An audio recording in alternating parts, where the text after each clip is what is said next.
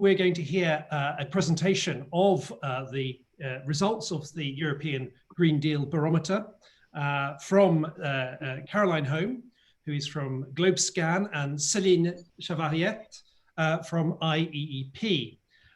My name is Rob Watt, and I'm today's moderator. I work at SEI, Stockholm Environment Institute, and it's a real pleasure to be part of this event and moderating such a great panel that we have ahead of us today. The session that we've got will be as interactive as it can possibly be, and we'd like to encourage everybody to engage with the panel using the Q&A button on the bottom right-hand corner of the screen in front of you. So do ask questions of the panel using the Q&A function. Today's European Green Deal Barometer is part of work that has been set up by IEEP together with the Think 2030, Think Sustainable,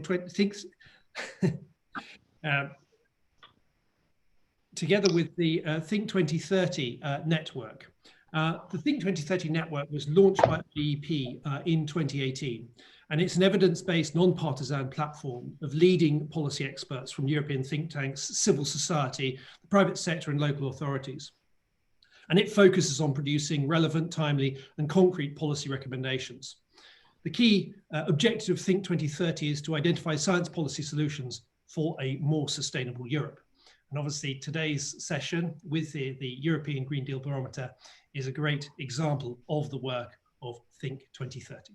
So without further ado, I'd like to pass the floor over to Caroline from GlobeScan, Caroline Home, who will take us through some of the key findings in the European Green Deal Barometer. Caroline, the floor's yours. Thank you very much, Robert. Before we look at the findings and the full survey results, I'm going to give a quick introduction to the survey.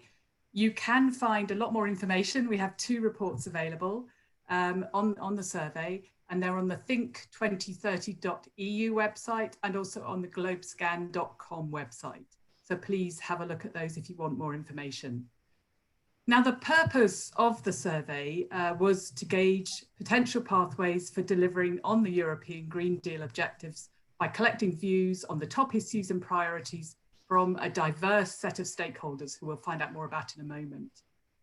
The plan we have is for the survey to become a regular check on perspectives of progress so that it is almost a confidence barometer on the Green Deal implementation. And our survey partners are listed here on the screen, and I would like to thank all of them for their support and their input to the design and dissemination of the survey, as well as to my colleagues, Catherine Hinson and Angèle Tass, who worked very hard on the survey. So in terms of the methodology and the timing of the survey, it was conducted online throughout December and January. The total sample was 295, so almost 300 people participated. Nearly 80% of them were from Europe, but there's also some representation from other regions that you can see on here. And there were 5 main stakeholder groups who participated. Those are from academia and think tanks, corporate and industry, NGOs, governments and regulators, and also from regional and international organizations.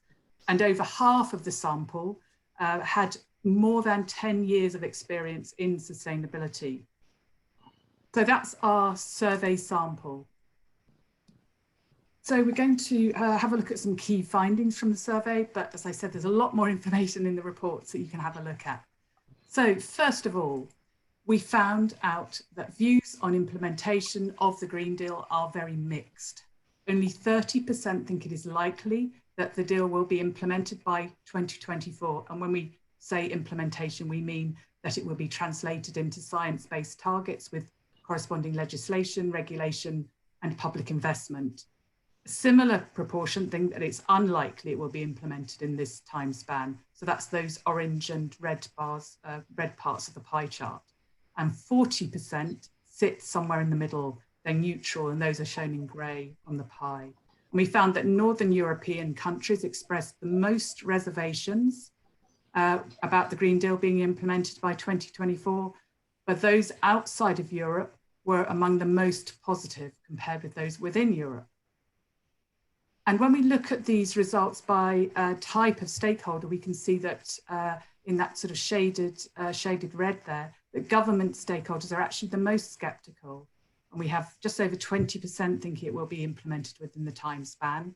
And in contrast, we have 35% of corporates thinking implementation is likely. So the findings do suggest that many stakeholders are aware of barriers that need to be overcome in order to implement the deal. And when we asked people about what are the top 2 barriers to implementation, we found that 1/3 of them pointed to a lack of commitment by member states. Then we also found that 1/4 identified the lack of a systemic governance approach. And then another 1/4 mentioned a multi-speed Europe and ongoing unequal progress across member states. And when we asked a bit more about that last point, we found that over half of stakeholders felt that Germany and Scandinavian countries are the most likely to do their fair share to implement the deal. But in contrast, Eastern European countries were identified as the least likely contributors. We did also ask about what were the top 2 most positive opportunities arising from the deal.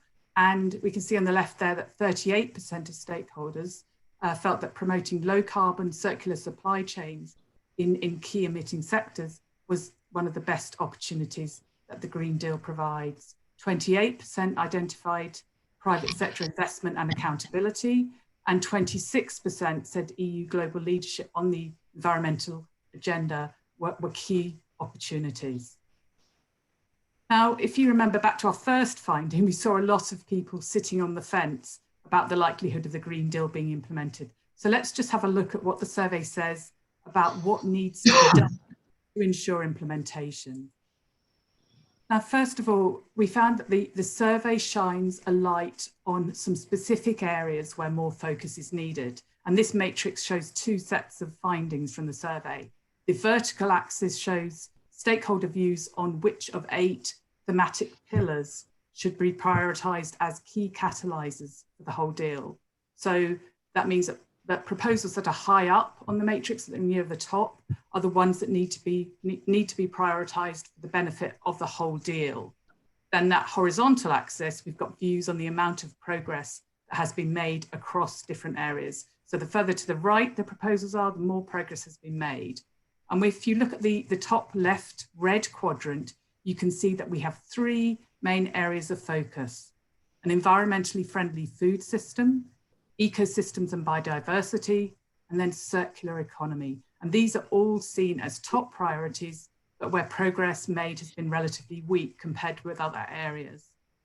So action there on these things is considered the most urgent. Then the second thing that would matter is improving familiarity and awareness of the Green Deal. And in total, we found that just under half of stakeholders said they're familiar with the deal, and a further 1/3 gave their neutral score in that grey on the right. And that does suggest that they have some knowledge of the deal. Only 7%, that little red part shows, 7% of people said they're not familiar at all. And we found that government stakeholders and regulators do seem to be among the less familiar, with only 1/3 of them saying they're familiar. And if you remember, they're also the most pessimistic group as well. Academia and think tanks do appear as the most knowledgeable. And then thirdly, there is a need for a science-based approach across the proposals. And when we asked stakeholders to rate the extent to which proposals meet what science requires, a majority of stakeholders pointed to climate and energy proposals, and those are shown towards the right of the screen there. Respondents gave us slightly more mixed views on whether EU proposals around zero pollution and sustainable food systems actually do meet science-based objectives, and those are shown over there towards the left-hand side. And then finally, collaboration among all stakeholder groups is considered critical. The bar on the left-hand side shows that a total of over 90% of stakeholders think member states are important for implementation. And then if we move over to the right, we can see that 85% rate the private sector as important, a similar proportion for local and regional authorities, 74% highlight citizens, and then finally on the right-hand side, 40% say partner countries outside of the EU are important. We also asked which organisations are most effective in implementation, and EU institutions, unsurprisingly, were mentioned most often, but also NGOs, think tanks, and multilaterals as well. So that collaborative approach is clearly needed through stronger multi-stakeholder partnerships. So those are the very quick findings that we're sharing today. As I said, all the reports and full results are available on the think2030.eu and globescan.com websites. So please go and look at more. I'm going to pass over to Celine now for some more perspectives on what the survey means. Thank you so much, Caroline, and thanks to GlobeScan for having done such an excellent work with this very first survey on the Green Deal. Next slide. So I think before we dive into the analysis, it's worth remembering where we were at the time when the Green Deal started. It's fair to say that we were not in a great shape. According to the analysis from the EEA, Europe was likely to fail to achieve most of its objectives on the 7th Environmental Action Plan. So we had really a burning platform. We also know that on the consumption side, this is where we probably have the longest way to go. If you want to express it very simply, we would need almost 3 planet Earth to support the global economy if European consumption patterns were replicated throughout the planet by 2050. So therefore, we feel we need an absolute reduction target for material footprint. There's a very live discussion between experts as to what the range will be. We estimate the range to be 45 to 73% by 2050. So this is a massive challenge. We also know that after we thought that maybe with COVID, we would see different patterns in GHG emissions. Unfortunately, figures from the IEA show that there's a steep rebound after a steep drop. We also know that stimulus packages of leading economies, and I would like to highlight here that Europe is by far the best among the leading economies. But if we look at the amount we're talking about, and we're pumping 12.7 trillion into the global economy, and only 30% of this is dim green. It doesn't mean that 70% is brown. It's either neutral or brown, but for sure only 30% is going in, for sure, in the right direction. And you know, the news from the hard science are there to remind us that unfortunately we have rapidly declining window of opportunity to stabilize our climate. And so the latest research on ice sheets is quite troubling, because it seems that most of the models were underestimating what is going on. So we see an acceleration of certain patterns in terms of climate change. Next slide. So I think it's worth to remember that the Green Deal is still very young. And I think, you know, one of the things that come out from the survey is that definitely experts are very optimistic. And there's an element that shows that despite the pandemic, people think that certainly the green transition is there to remain, and the Green Deal within it. And it's quite remarkable to see the number of proposals that have been put out by the Commission. We also see a continued very ambitious narrative, the green path for the next generation, a binding pledge for children and grandchildren. This is what Ursula von der Leyen said in terms of the recent approval of the climate law. You can see the number of approvals there, 94 proposals, 189 pending. And this is after just 12 months of the mandate. And within that, quite a few proposals specifically on the Green Deal. Some major achievements, certainly the climate law, certainly next generation EU, but also some political setbacks. So the EU taxonomy within sustainable finance cap reform, and a super loaded legislative agenda in 2021, because obviously we are moving now from narrative to hard legislation beyond the climate law. So you see that there are a number of very important files coming our way in 2021. Next slide. So thanks. What we also asked those 300 sustainability experts is what were their key policy recommendations for the institutions. And the first one is obviously beyond climate and energy, because we see certainly in the survey that people feel there's quite good progress on climate and energy. So we asked them to focus their recommendations on other areas. So the first one, not surprisingly, is around the EU recovery funds and making sure that they are focused on low carbon and environmental projects. And obviously we will now see most, hopefully, by the end of this month, if not all, plans for member states being submitted. So the day of the reckoning is coming soon, and there's a lot of expectations on how the European Commission will assess whether these plans are indeed fitting within the criteria that were set, and also what would happen if certain plans are not fitting within that. Then there's a second set of recommendations regarding the circular economy. The first one is really about mainstreaming a circular economy approach in the EU industrial strategy.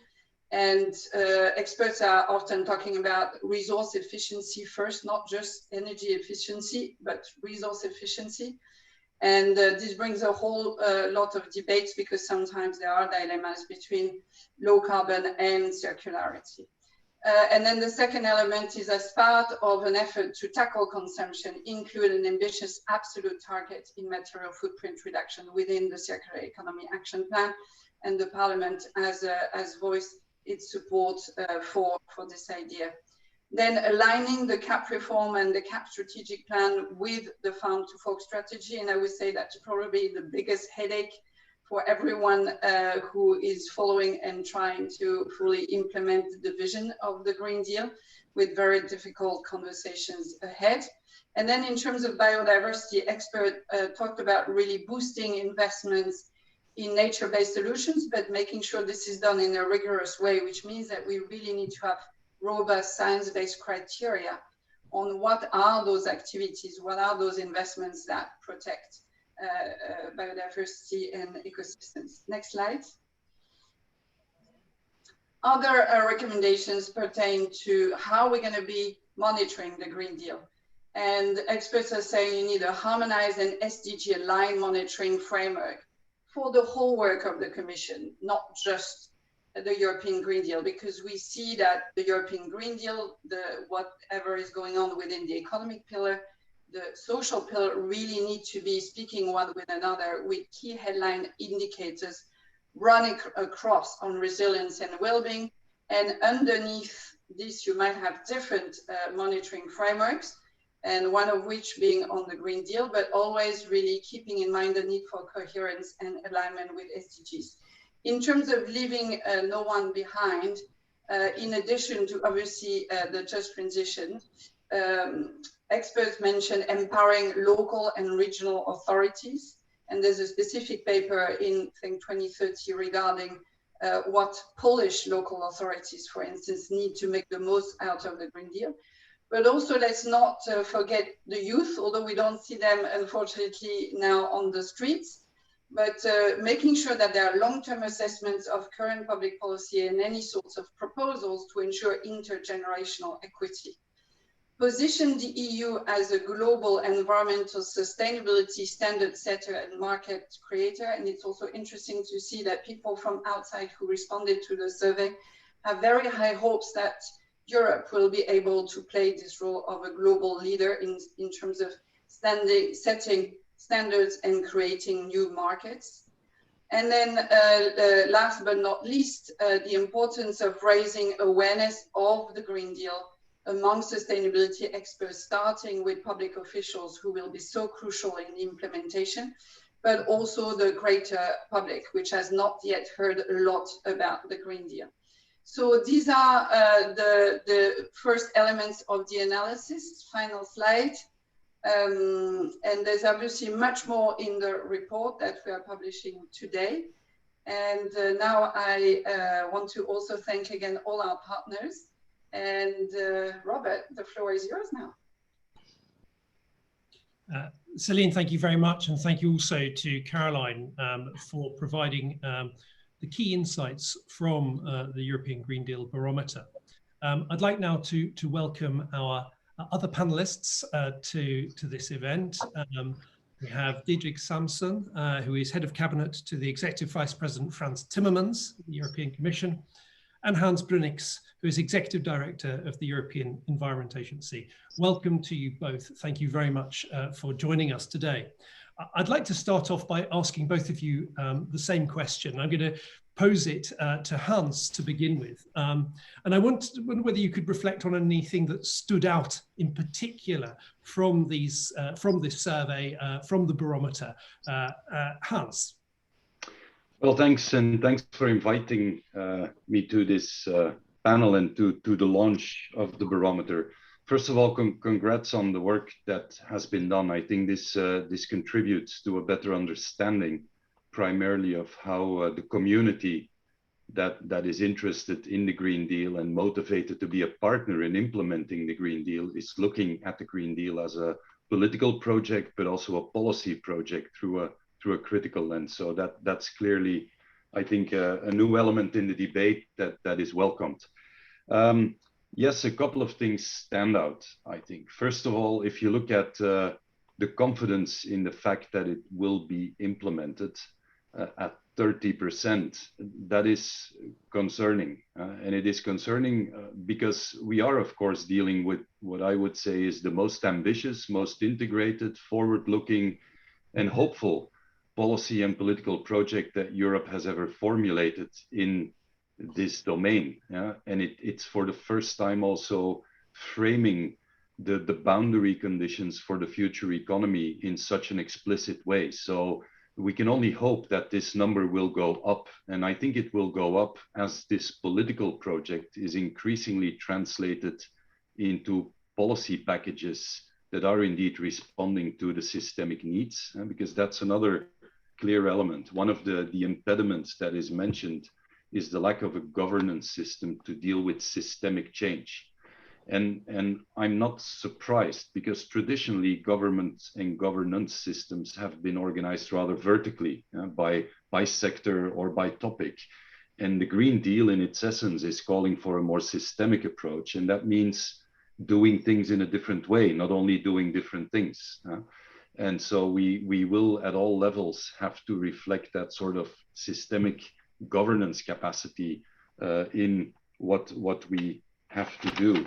Another element that I find good and that will require debate, of course, is the fact that the survey points at what we would call block-ins or blockages or lock-ins that are important, and it points at specific systems. The food system, we know that this is a really hard nut to crack, but it will need to be cracked, that not only for the food system itself, also for biodiversity, also for the climate file.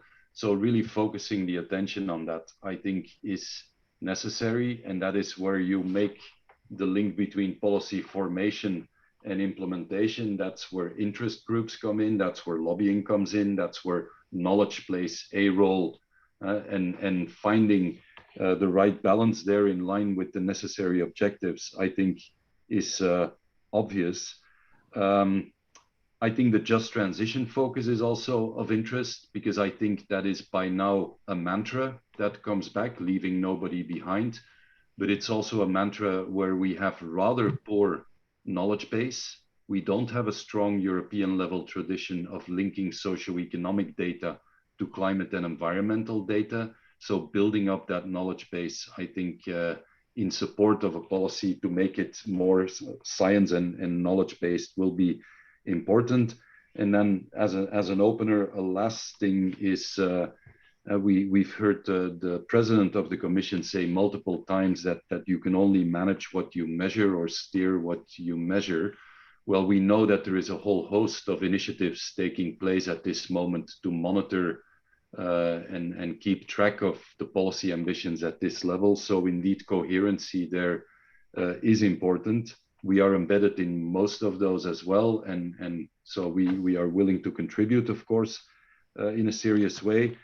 And linking that to the EU as a global standard setter, rather recently, the natural capital accounting that was done by Eurostat, the JRC, and ourselves at the agency was elevated to the global standard at the UN level, which I think clearly shows that Europe has the capacity to do this. But at this moment, we are not requiring member states to do natural capital accounting. And if we want to steer by measuring things and by good indicators, I think the Green Deal is almost begging for a stronger set of high-level indicators that would be the equivalent to the GDP over time to steer in this direction. And I'm sure I could talk on for 3 hours, but that's exactly what you don't want me to do. So I'll give it back to you, Robert. Hans, thanks very much. I think there's quite a lot there that we'll delve into actually during the course of the discussion. I've taken notes, but I'd like to give Diederik the floor to address that first question, whether there was anything that particularly stood out for you, Diederik. Thank you, Robert, and congratulations to all of you with this excellent tool that we will be watching with huge interest in the coming years, because it will guide us, or it will tell us a bit more on what the outside world is seeing and what they expect. And actually, my conclusion from this is that the outside world has been paying attention, because you can see that the trust on the delivery of the Green Deal is quite skewed towards climate and energy policies, and there's less, well, visibility by the outside from the outside world on let's say the biodiversity and the other targets.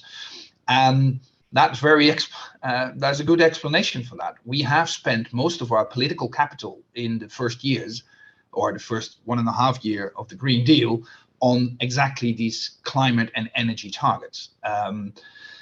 For several reasons, maybe because it is it does the political heavy lifting, the climate target. If we can get that right, the other stuff can follow. And that's how we build up the whole Green Deal. So I'm not surprised that the outside world, the stakeholders, think that we are doing a better job on climate and energy than we're doing on the other things. I want to ensure everybody outside there, however, that this is according to plan. So what we will do as soon as we have put the Fit for 55 package on the table, which will be another splash on climate and energy policy somewhere in the course of, let's say, June, July. So that will skew your stakeholders even further into the conviction that it's a climate and energy deal and not a Green Deal as a whole. But I want to ensure you that we have in the planning to just after that to focus all our attention, or a lot of our attention, on especially the biodiversity and nature part of these things. But because if you want to compare apples with oranges, which you shouldn't, but nevertheless, you could almost argue that the loss of biodiversity is even a bigger threat to future generations than climate change. Again, it's apples and oranges, so both are a huge threat to future generations, but we should pay attention to both. So let me assure all the viewers that the Green Deal is still that comprehensive plan that has one vision for one ecosystem in which everything is connected with everything else. So we are not going to be trapped into a siloed approach towards one of the items within the Green Deal, be it climate, be it energy, be it transport or whatever. No, we still think we are even more convinced, maybe by the pandemic, that showed us literally that everything is connected with everything else in our ecosystem. We are even more convinced that this is one vision, one plan for one ecosystem, and we should take care that the whole wagon sticks together. while at the same time, we're also living in a political reality in which we have to do things one by one. We cannot just dump the whole thing on a table and ask the 27 member states to just agree on it. That's not how it works. So we also have to define and implement a Gossamer strategy to get every member state on board in the context of leaving no one behind, the just transition. And we've been working on the first parts of that. I'm very happy that we agreed on a climate law, that we enshrined the -55 or even a little more than that into that very important law of laws in terms of climate and energy policy. We're now going to roll out the Fit for 55 package again, which will pay tribute to a lot of attention to, again, climate and energy. But just after that, we have a whole work program going on, both in strategies, but more importantly in legislative initiatives to also save our biodiversity and create a circular economy, stop the pollution of soil, water, and air. So all the other parts of the Green Deal. And I hope that will be reflected in your next barometer. Thanks very much, Diederik, for those reflections. I want to follow up because the presentation by Caroline started off by looking at the confidence people had in the implementation of the Green Deal by 2024. And I want to sort of poke you a little bit on this question of implementation. You've set out a whole raft of strategies and legislative proposals and revisions that are coming up. But it's when the rubber hits the road that I really want to get into, ask you about, and that's a question of if there is a lack of confidence around implementation, what do you think needs to happen in order for implementation really to bite, for the changes to happen on the ground? And I'll ask that of Hans to start off with. Well, I'm not surprised that there are doubts around implementation, because there is a history in the EU system to set targets and then to have a so-called implementation gap. Our State and Outlook of the Environment 2020 report, in the three main categories on natural capital, on low carbon and circular economy, and on health and well-being and the environment, illustrates that there are rather significant implementation gaps, and I think that should be an absolute priority. Yeah, but you cannot just expect better implementation. That requires, I think, focus on compliance. But it in this case, I think, requires also focus on what would be the driver of better implementation at a more fundamental level. And I think this relates to incentive structures in the economy that are shifting, for example, through tax systems, subsidy systems, sustainable economy, finance taxonomies that give strong direction. So implementation is a complex matter, and I think making sure that actors understand that implementation is serious, that's compliance, follow-up, monitoring, being fast in sending signals, but at the same time also making sure that we are shifting the structural context for implementation, given the fact that this is a far more ambitious and fundamental set of policies. The 55% reduction in greenhouse gases will not happen with implementing better what we are doing today. It will require shifting the context for that goal, and we will have to make sure that that is part of a vision on implementation. So I think that's where the real challenge is. The other challenge with implementation is that we are focusing on what we should do more and differently. And that's an inherently optimistic curve. I mean, we experiment with new stuff, we scale it up, we speed it up, and there is a breakthrough. But what is holding back implementation increasingly is that we don't focus enough on what we should be phasing out, what we should be stepping away from.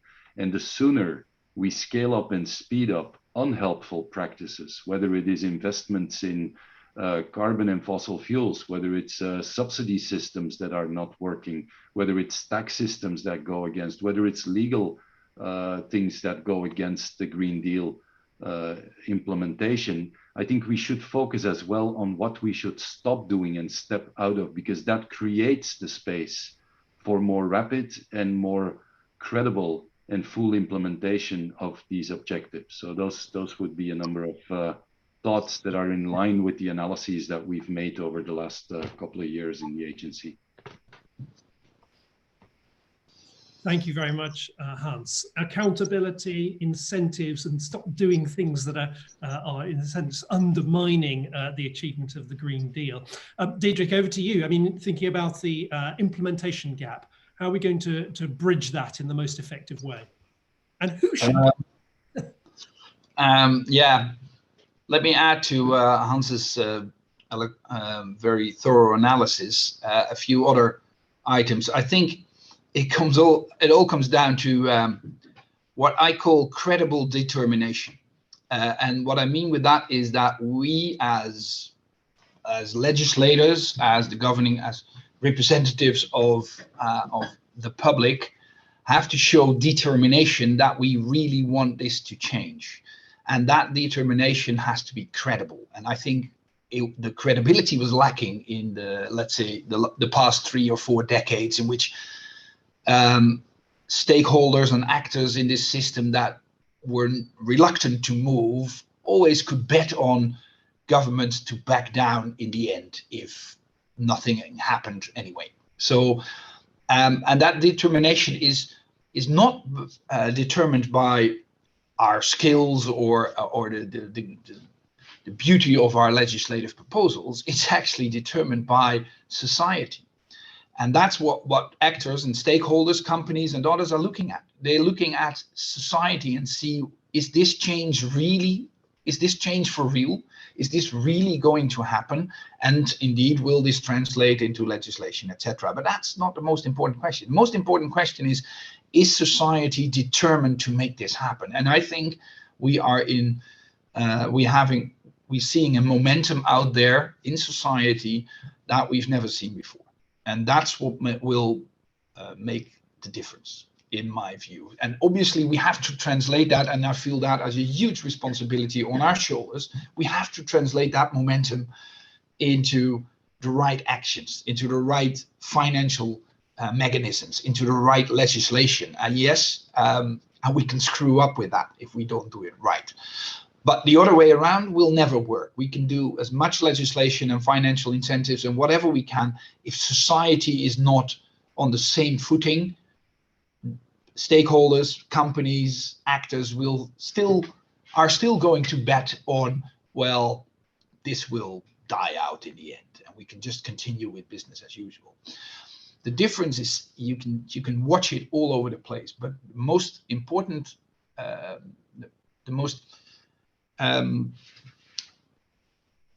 best way to watch it is talk to, for instance, talk to people who think they are very important, and sometimes they are. So it's high civil servants, it's government leaders, it's CEOs. In those conversations I have with them in the last 1.5 years, in every conversation, at one point, it turns to their own children. And the funny part of that is the story is always the same, whether it's the CEO of Daimler-Benz or the government leader of one of the member states, of a secretary general of a ministry of environment. It turns to their children. And their children are asking questions, small questions about why do we eat meat? Bigger questions about why do we still fly to Bali for a holiday? And existential questions on, hey dad, what are you doing to save my future? And the good part of those conversations is that they really change the world. Because for a CEO of Daimler-Benz, a bad shareholders meeting is a bad day, true.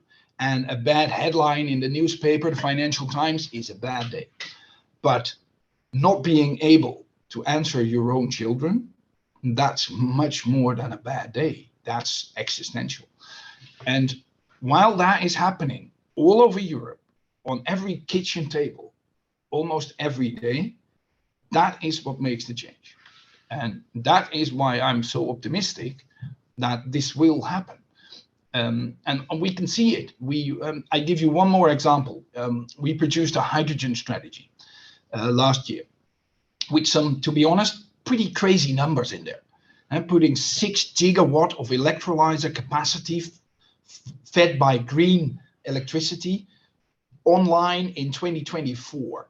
That is a mind-boggling figure, which would create rolling eyes all over the place only a few years ago, maybe only 1 year ago. But now it changed the investment plans of a lot of the big players, because apparently they think this determination that we showed in this strategy is credible. So they thought, okay, if 6 gigawatt is now the new milestone for 2024, we better step up to the plate. And we change our investment plans and we increase our investments into those hydrogen electrolyzers or the whole infrastructure around it. And what we see at the moment is that those investments are changing the dynamics and the economy around hydrogen. We're not there yet, but it's a good sign. And it's one example of where all those steps, but underpinned by that society that wants change and that talks about change, and especially the young generation that's driving that change, is going to make that change. Thanks very much, Diederik, for that very optimistic note. I'm seeing quite a lot happening in the chat here, which is both saying, well, it's all very good having this optimism, but actually that should then be setting a playing field for the governments and for the Commission to be ambitious, to push forward the agenda. And yet we see that there are areas where that is proving difficult and it's not quite accelerating as fast as we would like, despite, yeah, as you say, some amazing stuff on hydrogen and in other areas. So perhaps Celine would like to give us the realistic as well as the optimistic view. So over to you, Celine. Thanks. I actually share Diederik's optimism. I think it's important to look at the specific question of the survey, because it says, is it likely to be implemented by 2024? And that's a crucial element. If you know how long it takes to implement legislation in Europe. So I think we need to keep that in mind. Were people pessimistic about implementation, i.e. it's not going to happen, or were they saying it's going to take longer than the current Commission, which I think brings all sorts of questions as to, you know, what will happen to the Green Deal by the end of the current Commission. I mean, it is based on a communication. Obviously, there will be certain things enshrined in legislation, like the climate law and many other laws to come. But there is a big debate to be had as to, you know, what brings us all the way to 2030, and should we not already think about the Green Deal being a European project that would take us to 2030 or even 2050. The second reason why I'm also optimistic is that I do agree also with Diederik that we are seeing a societal change. And if you remember big changes, abortion, gay marriage, society moves first, then business moves, and then governments move last. And I do think, I mean, I've been following sustainability for many years. I do think that indeed the conversations are very different. As a mother, I must say that my kids are very eco-anxious. So what they say is that we know we will not be alive by 2050. And I must say that when they say that, my heart drops. And I keep telling them, no, we are going to do this. We can't leave this burden to you, the next generation. And so in terms of implementation, I want to say two more things. One is we are publishing a paper on targets and indicators for the Green Deal. And we think it's really super important to have science-based quantitative targets for all the pillars of the Green Deal. Because what we have seen in the past is that areas which are not based on very clear quantitative science-based targets do not see a whole lot of implementation. So we have some suggestions around that. The second element, and this is building on what is going on in the chat, is that I do think we have a massive opportunity for deepening democratic conversations about what are the fundamental values of our society. What will we value, and therefore we continue? What will we need to stop? I mean, if we want to reduce our material footprint, this means doing nutrition, housing, lifestyle, mobility completely differently. And therefore, I think empowering local authorities and finding ways through, you know, the new consultative processes that have emerged to deepen democratic debate about what societies want to be a critical element. And therefore, the first step is really to talk about the Green Deal to citizens and to talk to them about a deal. What is it you will get back? You know, I want citizens to hear about pollution dividends, because if we only go to talk to them and say this is all about pain and no gain, we were gonna be having a real difficult time convincing them to change their behavior. Thank you very much, Celine. I'd like to zoom in on one part of the survey results, which were these focus areas. And there were three that were identified as being particularly important because of their potential to unlock other achievements. And those three areas were circular economy, food systems, and biodiversity. And in particular, if we just start with circular economy, we have an industrial strategy, we have a circular economy action plan, number 2. And my question there is really, what's happening next? How do we actually implement these things? What is missing to actually make these transition from being areas of potential to be areas that actually are systemic levers for change? And I would like to ask that of Hans to start with, please. Well, I think the emphasis on the circular economy is absolutely critical for several reasons. We know that we will not go to carbon neutrality without an economy that is much more circular than we have today. It's not just an add-on. It's not a separate objective. It is about the consumption, but primarily the production phase, the resources we use, and the impact on society. So this is critical to sort out. Now, I think it's fair to say that Europe has been in the lead with framing the concept of the circular economy, with also creating the legislative and the institutional frameworks around it. I mean, we are clearly in the lead. At the same time, we know from analyses and numbers that it is an idea that is very slow in its implementation at the moment. And we're at about 12-13% circularity.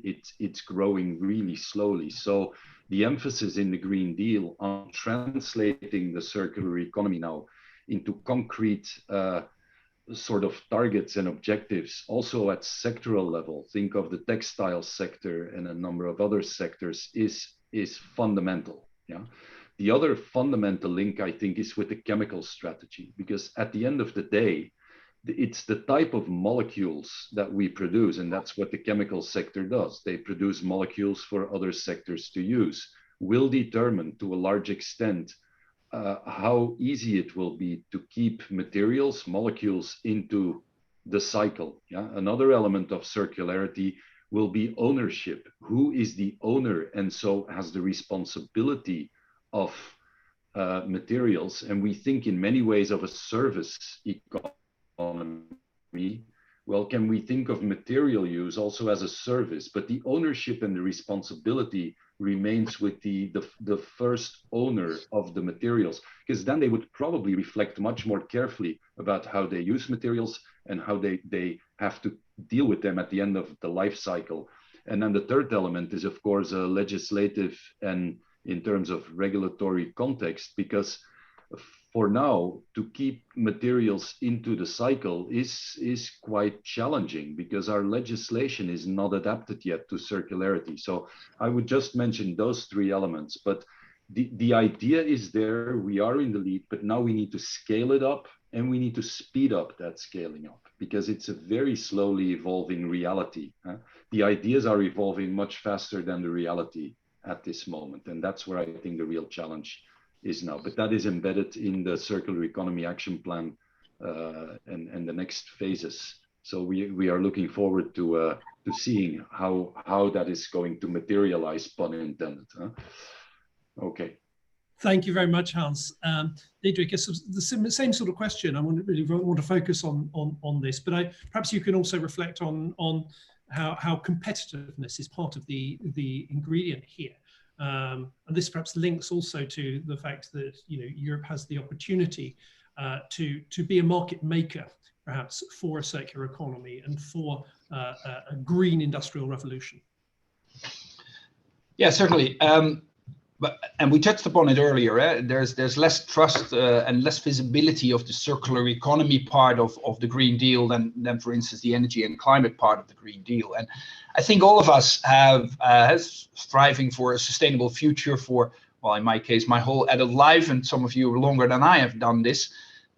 We recognize that the circular economy is sometimes, it's as if at the end of the meeting, somebody's raising its finger, say, hey, oh yeah, we should do something about the circular economy, and everybody already packing its bags, etc., says yes, we're going to do that next time. That's a bit where the circular economy is right now. The good part of this story is that this is exactly where only 5 years ago renewable energy was, where at the end of the meeting, a boy or a girl raised its finger and said, no, we should do more about renewable energy, and everybody packing its bags said, yeah. Going to do that next time. And now all of a sudden renewable energy is big business, mainstream, nobody doubts it. It's number 1, 2, and 3 on the agenda meeting. It's not in the AOB section anymore. We can't wait another 5 years for circular economy. So to move that up on the agenda, because Hans is right, it is not a nice to have, it's a precondition for a sustainable future. And I'm sure, and people do not acknowledge it yet, and we have to show still, we have to prove that we are determined here, but we are as determined here as we are with climate. We are going to produce legislation which is the equivalent of the climate law. And in this case, it's the sustainable product policy. It's the way we make and use, and in the end, sometimes throw away our products. And we're going to revolutionize that. And with that, we're going to put Europe on the forefront of the circular economy as indeed the biggest market in the world still at the moment. And how are we going to do that? Well, actually, we are already regulating almost every product that is on the market in Europe. I mean, if I lift the thing that I'm now talking into, which is a microphone, there's a CE logo on the back. That means that there's conditions that the European Union has set on this specific thing. Well, the conditions that the European Union has now described for this thing is that it doesn't set itself on fire, which is not very ambitious. So what we should do is move forward with that and say, okay, we can also prescribe what the materials are that this product is made of, and whether they are recyclable or reusable, or whether the product is actually repairable halfway through its lifetime, so that we give it another lifetime. In order to illustrate that, I should actually have lifted this thing, which you cannot even change the battery of. So we need to prescribe the products much more ambitious in their circularity. We can, and we also know that it will deliver us a competitive advantage. Because if we move first, and we've done that in the past many times, we've also failed many times on doing that, and we see the fruits of that with the technology being in China or elsewhere. This time, we should be the ones moving first. We will be the ones moving first, and it will deliver our industry a competitive advantage. Thanks very much, Diederik and Hans, on those issues. I'd like to, before I actually open the Q&A, I'd like to go to the other parts of that focus, those 3 focus areas. That was food systems and biodiversity. And you heard Celine actually making a very clear call for the need to set targets around biodiversity. And I'm just, this is an area that does seem to have been a headache for a number of decades. And it does seem to be one of those areas where it would be in line with Hans's suggestion that we stop doing things that are harmful to the achievement. So really, I want you to seriously engage with the issue of how on earth are you going to align something like a farm to fork strategy with a CAP and also with the biodiversity, which you yourself, Diedrich, have said is almost as important, if not more important, than the climate goals and the climate crisis that we're facing. So how are we going to do this? Because it's not happened for the last 30 years or so. You're addressing that to me? Yeah, you get it first. No problem. Yeah, no problem with that. Indeed, people are right in looking at that spot of the Green Deal and identifying a weak spot. Our common agricultural policy, which is the main driver of Europe since it started, basically, has grown into that super tanker that is pretty difficult to change course of. And before everybody starts yelling at the common agricultural policy, it's an income instrument for millions, tens of millions of people in Europe called farmers. And for instance, if you would argue in a country to take the pension away from all the pensioners, that's the equivalent of destroying the common agricultural policy. Just to underline that, it's not that easy because it's deeply enshrined into a social economic policy that you cannot just take change course of. And hence our idea of the farm to fork, which is actually a horizontal, a different beast in our legislative framework that can change without having to, well, we also have to deal with the CAP, but apart from that, we can deal with pesticides, we can deal with fertilizers, we can deal with organic farming from the farm to fork strategy. And I'm optimistic that we can do that. One caveat with that, because yes, we have to change the common agricultural policy. Yes, we have to use the farm to fork in order to create a sustainable farming practices in Europe. But most of all, we have to change our diet. And that's not up to me or you or whoever. That's up to 500 million people out there. As I said, I'm hugely optimistic about our future. I think we can live with 12 billion people on Earth, and so much brace for it, because we might be with so many somewhere halfway of the century. We can live with those people in incredible well-being. Let's call it European well-being, which is incredible at the moment. And we can do that with 12 billion people. However, we cannot all eat like Europeans do today. If 12 billion people adopt the European diet, let alone the American diet, we need 2 or 3 planet Earth, and we don't have them. So yes, we also need to change that, and which is a much more fundamental question than legislating the use of fertilizer. I mean, that's easy peasy compared to the real thing and the real change that also needs to take place while we are doing this. And I don't want to, well, I would like to put a challenge out there, indeed, because the Green Deal hasn't picked up on that yet. What we do is we withdraw some of the advertisement on red meat, which is, well, you could say a step forward, but it's nothing compared with what we actually need to do in order to convince all of us, ourselves actually, to change our diet. We don't have to do that tomorrow, but we have to do that in the course of the next 10 years in order to become really sustainable. Thank you very much. I'm going to give the floor to Celine quickly, and then Hans, and then we'll open for questions. Celine.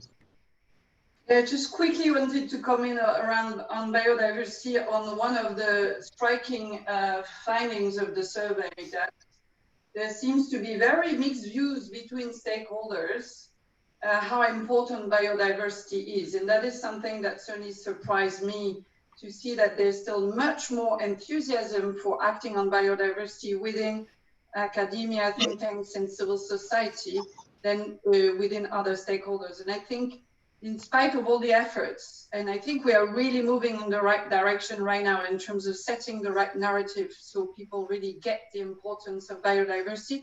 The survey shows that we still have a way to go for people to understand how vital it is to fight against the mass extinction of species. Thanks, Céline. Hans. Yes, Rob, thanks.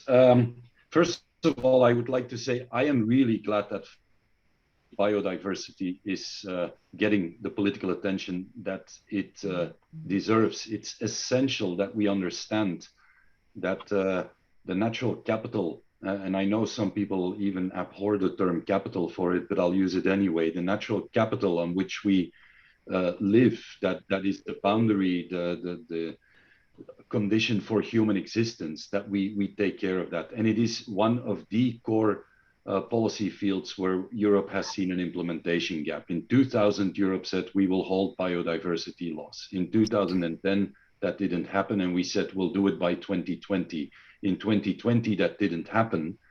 And of course, a credible response was not, well, you know what, we'll do it by 2030. So the credible response in policy framing is now the biodiversity strategy. Yeah?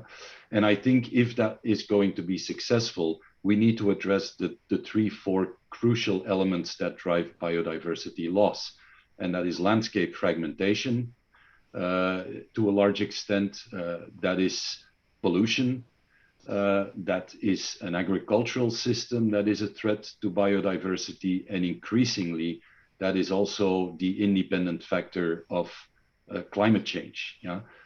Because of water systems, I mean, all of the stuff that comes with climate change. So we need to address those if we're going to deal with biodiversity, and the food system is a critical element, because when Diederik said we need to change our habits, well, there have been some exercises done by scientists, including ourselves, that if you would move to a World Health Organization type diet, which they recommend, you would have a totally different map of Europe in terms of land use, in terms of impacts on environment, on climate, on waterways, on all of those elements. So that is indeed a critical debate to be had. But beyond that, I think one of the elements that is actually critical is that the cap is indeed an economic instrument. And maybe that's where one of the problems is, because we have a food system at the moment, and I've said this before in public, where we pay 4 times for our food. A first time when we buy it in the store, a second time to subsidize the farmer. Well, I think we need to go to a food system that delivers a fair and decent income to the people who produce our food. It's a bit bizarre that most of them can only survive in a decent way if we subsidize them. Why is that not embedded in a fair price for food? Well, the answer is in the food system, because they are stuck between a rock and a hard place. The agrochemical input industries, which own a lot of what they do in many ways, and the food industry that squeezes the lowest possible milk price or meat price or any other price out of them. So focusing on their position as a precarious position, I think, is fundamental. Yeah. And then we pay a third time for our food when we deal with the climate and environment issues, and we pay a fourth time when we go to the doctor, because we've got a very safe food system in Europe, the safest on the planet, but not necessarily a healthy one. I mean, it's obvious that there is a better way of dealing with food in the 21st century. And I think that's where the combination of a farm to fork and a common agricultural policy should be addressing those societal economic elements, and at the same time, the major challenges of this century, which is dealing with a planet that we are overusing in such way that the essence of the food system will be at risk. So that more systemic approach should also serve the needs of the farmers, who at this moment, I think, are not served very well by a food system that doesn't stand up to their income needs and also recognition. I mean, these people are often blamed now. When they come on the street, they are the scapegoats of a food system, which is really bizarre. We should move away from that. It's terribly unhelpful in the debate with them. Thanks very much, Hans. I'm going to start off our Q&A by asking Andreas Kramer from the Ecologic Institute to kick us off with a question. So, Andreas, I think you're actually inside our Zoom webinar, so perhaps you can turn on your camera and ask your question. I did turn on my camera, and I am happy to follow these absolutely fabulous comments that were made by Diederik Samson, Hans Breunings, and the presentation of the report by the IEP and GlobeScan. Wonderful, thank you very much. However, listening to the discussion, I'm really disturbed by, on the one hand, the urgency of the issues, and on the other hand, the time scale that you seem to imply. It's going to take 10 years, it's going to take long, and even also in the comments, in the chat, I see that many people ask fundamental questions about getting the right system of governance in place. All of these things take too much time, and I want to put the focus on something that is very often overlooked. It is 2.4 trillion and rising.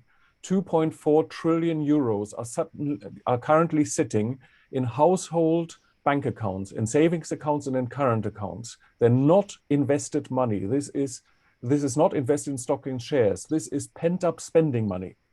And when it will be spent, as soon as the restrictions, the pandemic restrictions are lifted, it will reinforce the current unsustainable patterns of production, trade, consumption, and perhaps investment too. So with this much money sloshing about and waiting to be spent, not over 10 years, but over 18 to 24 months, is this not a good time to think about subsidy reform, abolish all those perverse subsidies in the agricultural sector, in the fisheries sector, but also in buildings and in energy use? Not only the perverse subsidies, but also the tax exemptions and other privileges that harm the environment. So what can, Diederik Samson, what can be done? What is the European Commission going to do this year about consumption taxes, about energy taxes, about VAT differentiation perhaps, allowing member states to make sure that things that are produced in unsustainable ways are clearly more expensive than things that are produced in a sustainable way? And is there not at the same time a clear and present risk that the EU sustainable finance taxonomy and legislation comes A, too late, and is B, weakened too much?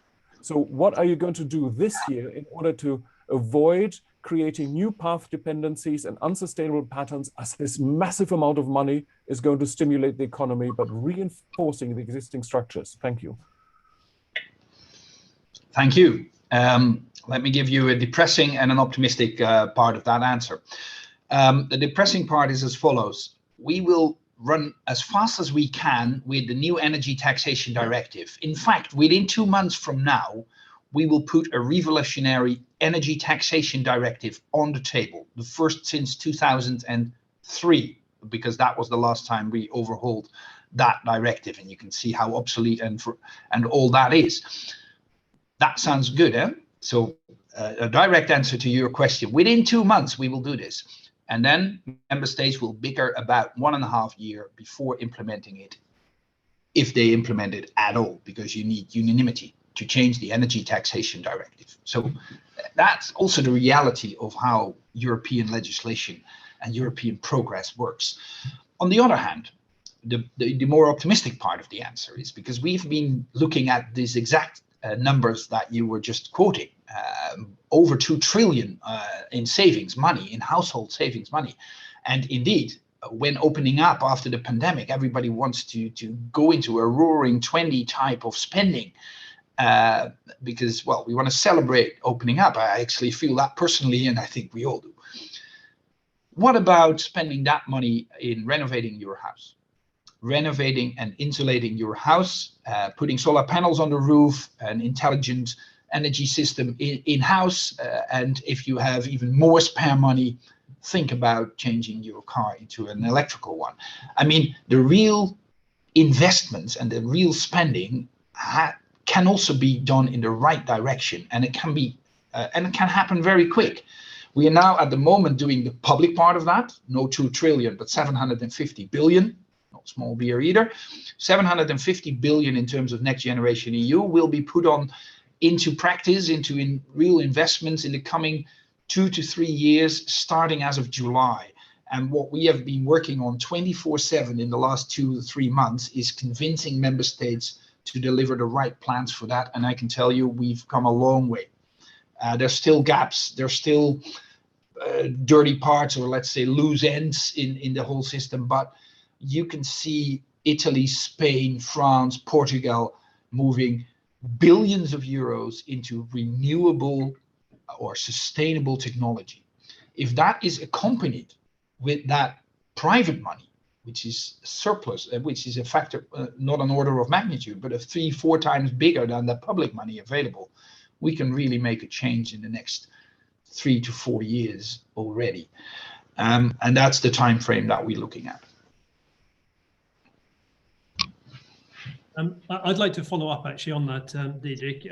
I saw recently that France and Germany were calling on the Commission to really ensure that the money from Next Generation can be spent, and they're looking for quick sort of ratification or approval of these recovery plans. Given that political pressure that is on you, there are also elections coming up. I'm just wondering, do you really think that the Commission will be able to ensure that those recovery funds are aligned with the Green Deal, which is what Salim was calling for earlier on? Yeah, I think we did. First in our regulation, and then in our guidelines, which is all paper, so nothing yet. But now in the real plans that we will see in the coming days. Actually, we saw a few of them already. And the approval process of that will take place in the next 2 months. So before the 1st of July, most of those recovery and resilience plans will be approved of. And of those plans, at least 40%, and in some cases much more, but at least 40% of the investments will go directly into renewable, and none of the investments can do any significant harm.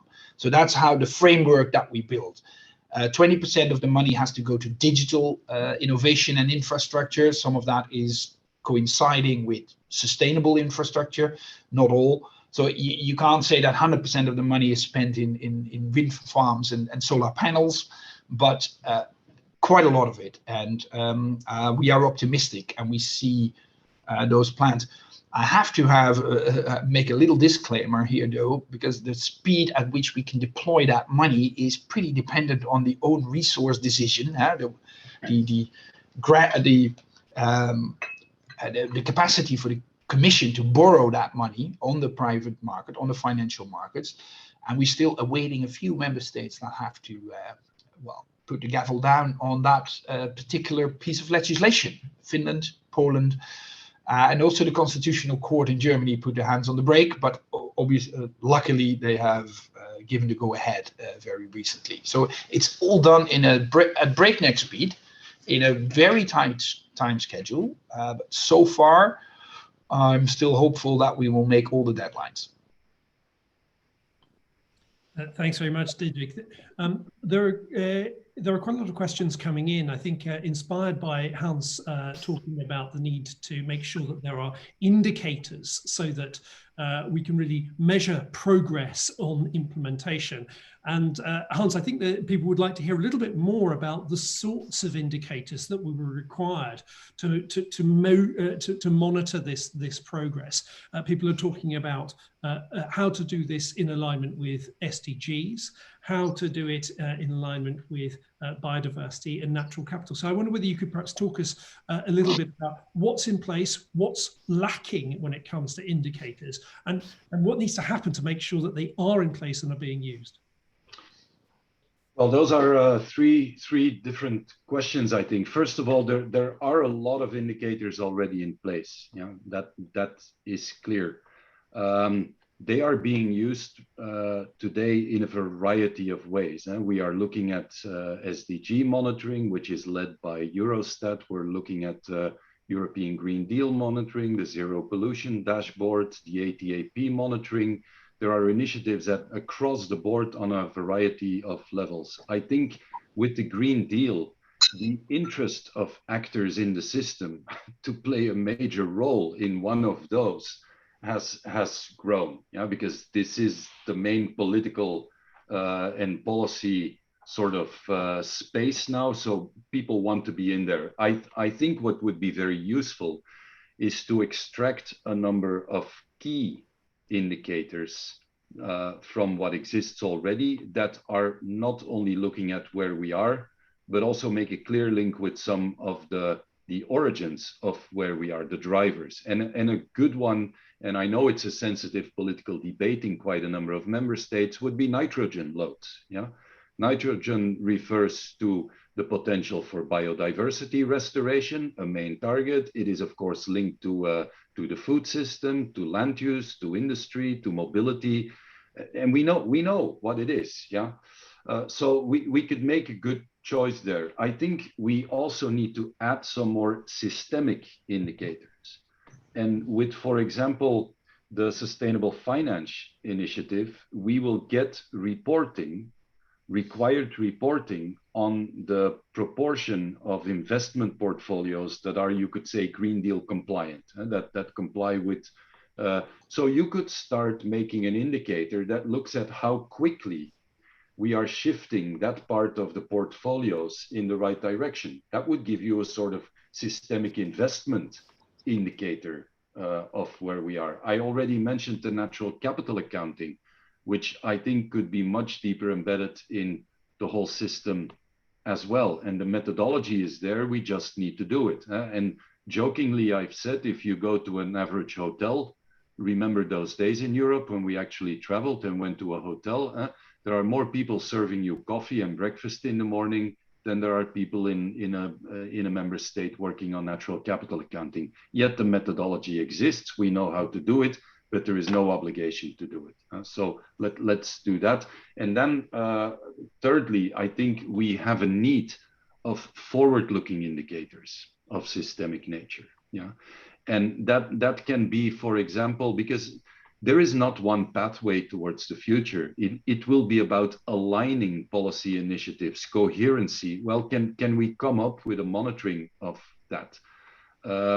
We will need a sort of more serious analysis done on longer term gaps, and that is forward-looking information systems that we need for that. We need foresight, which is now embedded with Mr. Šefčovič. So we have a number of initiatives there, but they are not embedded in, I would say, what is the core steering dashboard for some policies. So use what is there, but in the right way, develop more systemic and develop more forward-looking prospective type knowledge and indicators. That would be my short answer to that. Thanks very much, Hans. Diederik, is there anything in terms of the data and the indicators that the Commission is using to both ensure compliance and enforcement, but also perhaps to design policies and legislation? Is there anything missing that you would like to see?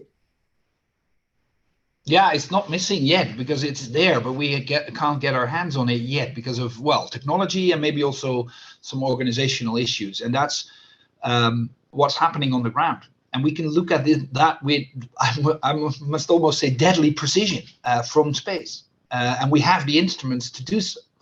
And yet we are arguing with every member state for months and months every year. So actually around the clock, we are arguing with member states on how much forest they still have in place or what their land use actually is. And they give us figures and we say, well, that's pretty strange because we thought you had some clear cuts over there for forests, etc. While at the same time, we can look from space and we can see exactly per square meter what's happening. We need to ramp up our game over there. And we can, it's for the good cause. Obviously, there's also privacy and other issues involved. We will take care of that because we are that rules-based, free society in which people can move without being watched by the government.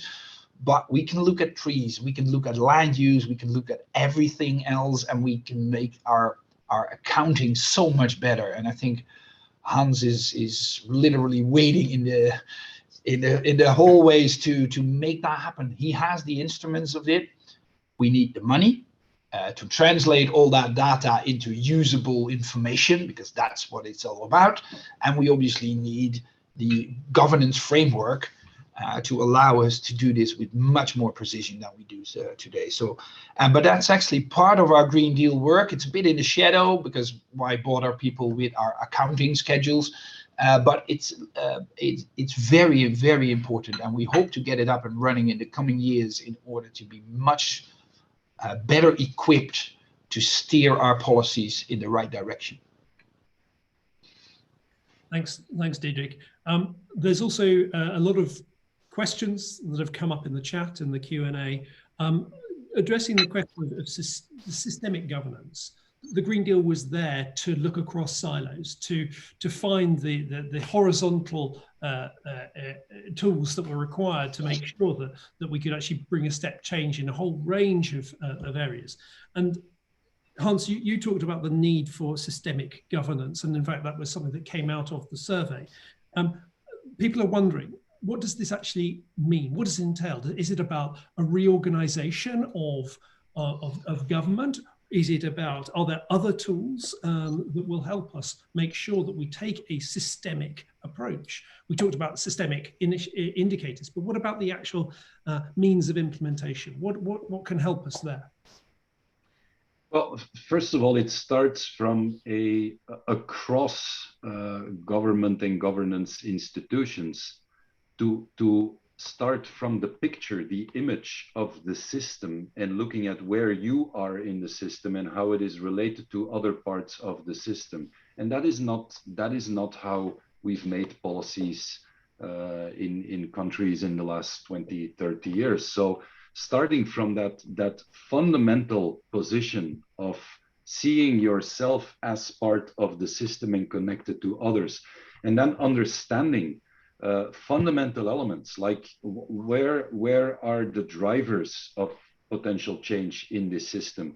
And if you are working on an environmental issue, the key driver or lock-in mechanism might be in the tax system or in the subsidy system. So understanding that and putting that together, looking at trade-offs, yeah. If I do this in this system, how is it linked to other things? Distributional issues, which I think are critical. If we're going to change towards sustainability, it is a societal change. Yeah, it's not just a change in technology. It's not just a change in how we think about climate and environment. So understanding that societal context and the trade-offs there, and I think distributional issues are absolutely critical in this agenda and underestimated in many ways. Yeah, so those elements are critical. And then what you would actually need is what you see in some member states. And I take the Netherlands as an example. They've got 3 planning bureaus. Yeah, and all 3 of them, one is more on economic stuff, one is more on environmental stuff, and the other one is more on social dimensions. The 3 of them have collaborated on a number of occasions to give a sort of integrated view on government policies, on implementation of a climate neutrality strategy, on, I think that sort of institutional linking as a starting position, not as something that you think of halfway through the element, and then you get the usual territorial battles, which we all know. That would be, I think, absolutely fundamental. And it would help people to design instruments and policies that take these things into account. And I want to finish by saying the social dimension is critical, because we're now dealing with the environment and climate externalities. We don't want to be dealing with the social externality in 20 years. Huh? It needs to be part and parcel of the solution. And that requires this integrated view, and it's laborious, but you save the time later on, yeah? Because afterwards you deal with the consequences of non-integrated policies. So let's invest from now on in a different type of engagement. Diederik, briefly, can you also talk about how the Commission will be making sure that in future it is continuing to take this integrated view in terms of policy making? Yeah, and that's quite a challenge in this pretty siloed organization. When I arrived here 1.5 years ago, I found an organization with 30,000 people that work 24/7 with huge dedication and all have an IQ above 200, way smarter than I am. So that is a huge potential of an incredible machine that can do a lot of work. But I also discovered that indeed you have those DGs that work as little kingdoms with their own rules and regulations, and actually talk too little to the others. And it is, I think, one of the advantages of the von der Leyen Commission that we created that structure in which the EVP Timmermans can coordinate several policy fields, and the cabinet of Commissioner Timmermans, that is in my job description, has the obligation, the responsibility to take care that all the several kingdoms are going to be aligned in one beautiful country. And that's what we're doing right now. And we make mistakes on the way. I still discover that some people are working in one DG on a subject, and other people are working in another DG on exactly the same subject, but in a completely different direction. So as long as we discover that before we put anything out to you, we're doing a good job.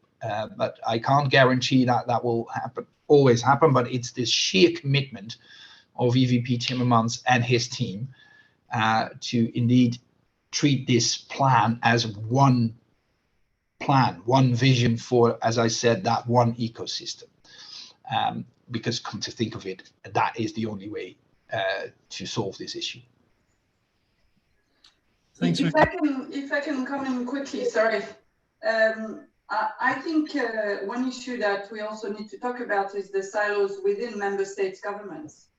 And within our work where we want to be looking at the means of implementation of the Green Deal, I think it's really important to see where are the member states where there is a Green Deal conversation, where those siloed ministries are speaking one with another.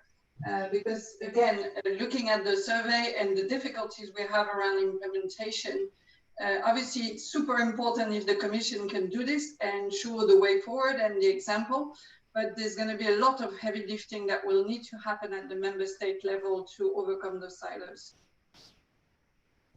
Thanks very much, Céline. We're reaching the end of today's event, and I want to make a quick reflection on some of the key elements that I've heard before handing back to Céline to round us off. And I think that one of the things that's come out very strongly in the survey, in the barometer, is the fact that there is a real need to make sure that there's enough awareness, not only among society at large, in order to enable these sorts of big systemic changes, but also among the people who are actually responsible for that implementation. It was striking to me that it was among member states and at local authorities where they have great responsibility, perhaps also lack some of the understanding and awareness of how their role is in the Green Deal and its implementation. Another thing that really stood out for me is the fact that there is a moment right now where there is a real demand and opportunity for those in power. That is the Commission, it is governments, but it's also the private sector to really make a step change and introduce completely new levels of ambition and investment in reaching the Green Deal, because now society seems to be actually calling for it. And now is the opportunity to seize that. And the last thing, which we haven't spent enough time talking about, is the role of the individual and the role of consumers in this. Yes, we need to make sure that they are able to also consume in a way that is reducing their material footprint, that is consuming less meat, that is actually building this natural capital and resilience that we're longing for. And that is another area that needs a lot more attention. So thank you very much for the presentations and for this panel discussion. And I will hand over to Céline to provide final words. Well, I really wanted to thank everyone for this great debate this morning on the Green Deal. As a sustainability think tank, EP really tries to, together with Think 2030, together with its members at member state level, Andreas is one. We have also BC3 represented within Think Sustainable Europe to really bring the Green Deal community together so we can exchange ideas. but also gather force to keep up with this marathon that we're in, and that we need to win, as we say, for next generations. And practically, we really want to make sure that we'll have even more partners when we run the next survey. So we have even more experts participating, and the survey can be even more representative. And then the other thing we will do, we will be engaging the community to talk about indicators, especially around means of implementation of the Green Deal, with the hope next year to publish a first report that would include an enhanced version of the survey, but also an indicator set focused on means of implementation of the Green Deal as part of a first independent report to measure progress on the Green Deal. So stay tuned, and really looking forward to all your great ideas. And thank you so much for our panelists today. Super well appreciated. I know how busy they are. So thanks again for kicking us off so nicely. Thanks.